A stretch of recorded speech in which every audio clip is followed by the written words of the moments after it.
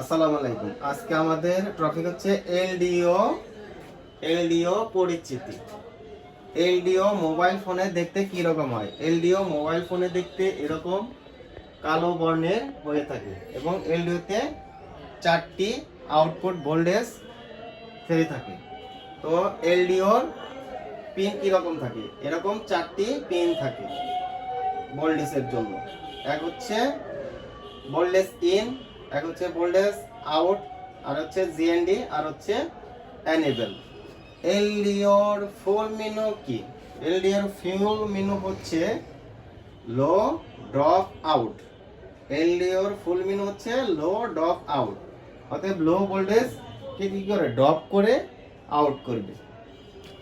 যেমন এলডিও প্রত্যেকটা সেকশনে কিভাবে কাজ করে? এলডিওর এক প্রান্তে কি হবে? ভোল্টেজ ইন হবে, আর প্রান্তে ভোল্টেজ আউট হবে।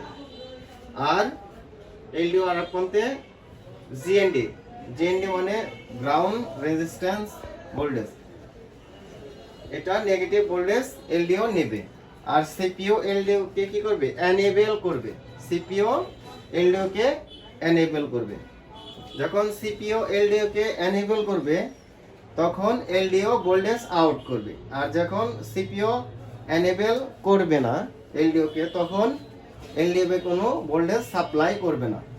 যদি এলডিও এক প্রান্ত থেকে 3.7 ভোল্ট, যদি 3.7 ভোল্ট ইন হয়, অন্য প্রান্তে 3.7ই আউট হবে। যেমন একটি ক্যামেরা কানেক্টরে যদি এলডিও কে সিপিইউ যদি এনেবল করার পরে এলডিও ভোল্টেজ আউট করবে।